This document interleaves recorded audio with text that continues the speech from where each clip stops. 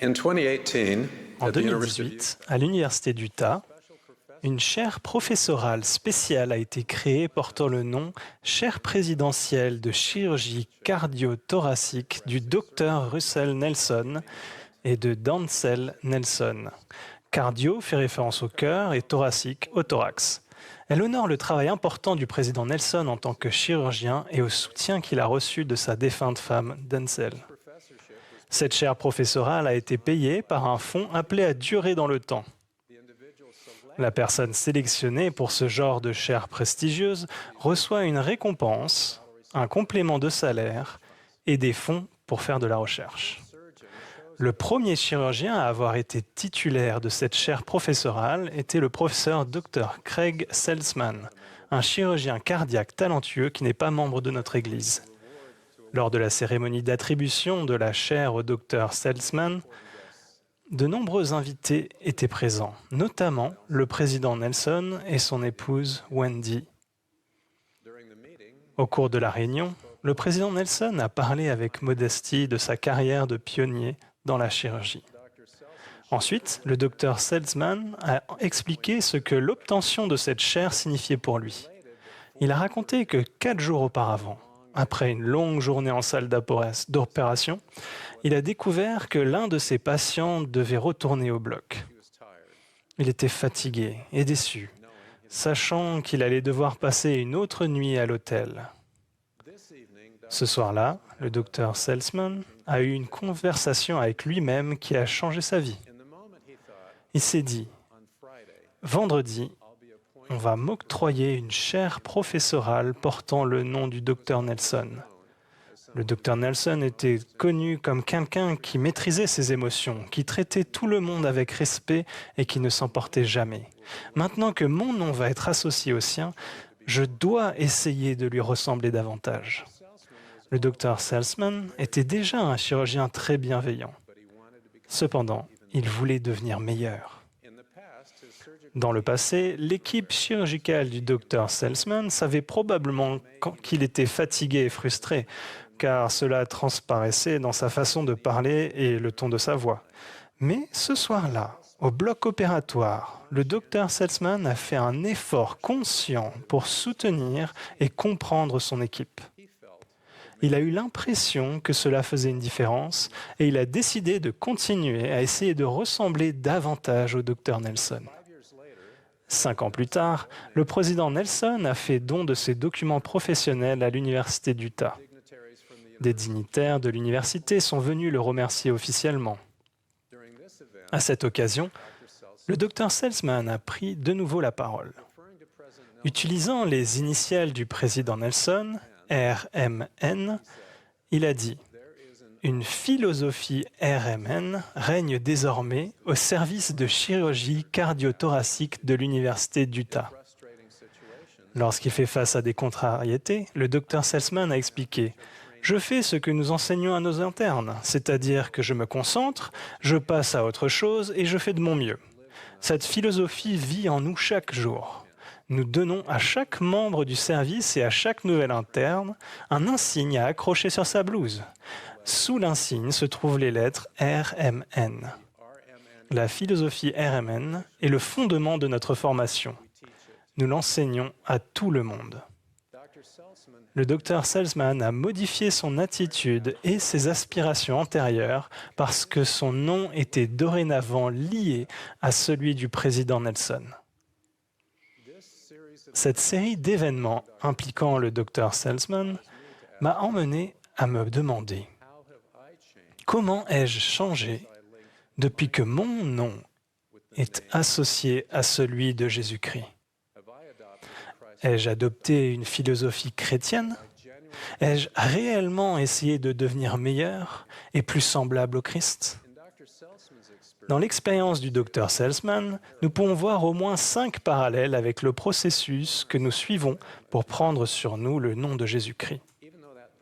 Ce processus commence par le baptême, mais il n'est complet que lorsque nous devenons plus purs et saints et lui ressemblons davantage.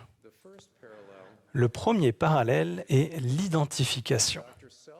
En recevant la chaire Nelson, le Dr Salzman a associé son nom à celui du président Nelson et a commencé à s'identifier à lui. Quand nous prenons sur nous le nom de Jésus-Christ, nous associons notre nom au sien. Nous nous identifions à lui. C'est avec joie que nous prenons le nom de chrétien. Nous reconnaissons le Sauveur et nous nous affirmons résolument comme sien. Autre parallèle très proche de l'identification, le souvenir. Quand le docteur Salzman va dans son bureau, son regard est attiré par le médaillon qu'il a reçu quand on lui a donné la chaire Nelson. C'est un rappel quotidien de la philosophie RMN. Pour nous, c'est la Sainte Seine qui, chaque semaine, nous aide à nous souvenir du sacrifice de Jésus-Christ tout au long de la semaine. Lorsque nous prenons la Sainte Seine, nous le faisons en souvenir du prix qu'il a payé pour nous racheter. Nous faisons de nouveau alliance de nous souvenir de lui. Nous reconnaissons sa grandeur et nous comprenons sa bonté. Nous reconnaissons sans cesse que ce n'est que par sa grâce que nous sommes sauvés de la mort physique et spirituelle. Nous souvenir signifie que nous suivons le conseil d'Alma, le prophète du livre de Mormon. Que toutes nos actions soient pour le Seigneur et, en quelque lieu que nous allions, que ce soit dans le Seigneur, que toutes nos pensées soient dirigées vers le Seigneur, que les affections de notre cœur soient placées à jamais dans le Seigneur. Même lorsque nous sommes affairés, nous continuons de penser à lui, tout comme nous nous souvenons de notre nom, quel que soit ce sur quoi nous portons notre attention.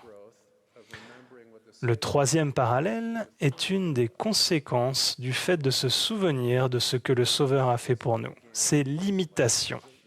Le Dr Salzman a commencé à imiter le président Nelson et la philosophie RMN.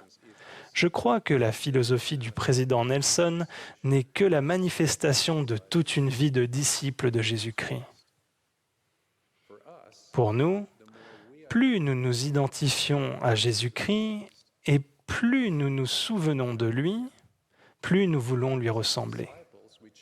En tant que disciples du Christ, nous devenons meilleurs quand nous nous concentrons sur lui, bien plus que lorsque nous nous concentrons sur nous-mêmes. Nous nous efforçons de devenir comme lui et nous cherchons à acquérir ses vertus. Nous prions ardemment afin d'être remplis de charité, l'amour pur du Christ. En avril, le président Nelson a enseigné « Si la charité devient une part intégrante de notre caractère, nous perdons l'envie de rabaisser autrui, nous cessons de juger, nous serons charitables envers tous les hommes, quel que soit leur milieu. Éprouver de la charité pour tous est essentiel à notre progression. La charité est le fondement même d'une personnalité divine. En parallèle de la charité, nous cherchons à cultiver et développer les autres dons spirituels du Sauveur, notamment l'intégrité, la patience et la diligence. Le fait d'imiter Jésus-Christ nous amène au quatrième parallèle, un alignement sur ses desseins. Nous nous joignons à lui dans son œuvre. En tant que chirurgien, le docteur Nelson était un pédagogue, un guérisseur et un chercheur. L'insigne sur les blouses utilisées dans le service du docteur Salzman souligne ses efforts en affichant les mots « enseigner »,« guérir » et « découvrir ». En ce qui nous concerne, le fait de prendre sur nous le nom de Jésus-Christ implique, entre autres, que nous nous alignons volontairement, intentionnellement et avec enthousiasme nos buts sur les siens. Nous nous joignons à lui dans son œuvre quand nous aimons, faisons connaître et invitons. Nous nous joignons à lui dans son œuvre quand nous servons nos semblables, surtout ceux qui ont été blessés, détruits ou écrasés par leurs expériences sur la terre. Nous prenons plus pleinement sur nous le nom de Jésus-Christ lorsque nous nous identifions à lui, nous souvenons de lui, nous l'imitons et nous nous alignons sur sa volonté. Ces 4 actions mènent à un 5e parallèle, l'habilitation. Nous accédons au pouvoir de Dieu et à ses bénédictions dans notre vie. La chaire Nelson a permis au Dr Selzman de recevoir une reconnaissance et un fonds de soutien qu'il utilise pour changer la culture de son service. Il utilise cette dotation de pouvoir pour aider les autres. De la même manière, quand nous prenons sur nous le nom du Sauveur, notre Père céleste nous accorde son pouvoir pour nous aider à remplir notre mission dans la condition mortelle. Lorsque nous contractons des alliances supplémentaires avec Dieu, nous prenons plus pleinement sur nous le nom de Jésus-Christ. En conséquence, Dieu nous bénit en nous accordant davantage de son pouvoir. Comme le président Nelson l'a enseigné, chaque personne qui contracte des alliances dans les fonds baptismaux et les temples et qui les respecte bénéficie d'un accès plus grand au pouvoir de Jésus-Christ. Le respect des alliances avec Dieu apporte en récompense le pouvoir céleste, pouvoir qui nous fortifie pour mieux surmonter nos épreuves, résister à nos tentations et affronter nos chagrins.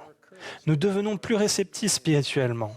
Nous avons davantage de courage pour affronter des circonstances impossibles en apparence. Nous sommes davantage fortifiés dans notre détermination à suivre Jésus-Christ. Nous nous repentons et retournons à lui plus rapidement quand nous transgressions. Nous faisons mieux connaître son évangile par son pouvoir et son autorité. Nous aidons les personnes dans le besoin sans les juger. Nous les jugeons vraiment beaucoup moins. Nous conservons le pardon de nos péchés. Nous éprouvons une paix plus grande et nous sommes plus joyeux parce que nous pouvons nous réjouir continuellement. Sa gloire nous entourera et ses anges nous garderont. Voici l'invitation du Sauveur. Venez au Père en mon nom et recevez sa plénitude en temps voulu. Je vous exhorte à le faire. Allez à notre Père céleste. Prenez sur vous le nom de Jésus-Christ. Identifiez-vous à lui. Souvenez-vous de lui. Efforcez-vous de lui ressembler. Joignez-vous à lui dans son œuvre. Recevez son pouvoir et ses bénédictions dans votre vie. Gravez son nom dans votre cœur, volontairement et intentionnellement. Cela vous donnera une position devant Dieu et vous qualifiera pour que le Sauveur intercède en votre faveur. Vous deviendrez un héritier exalté dans le royaume de notre Père céleste, co-héritier du premier-né, notre Sauveur et Rédempteur bien-aimé. Il vit. Je le sais de manière absolue. Il vous aime. Il a donné sa vie pour vous. Il vous supplie de venir au Père à travers lui. Au nom de Jésus-Christ. Amen.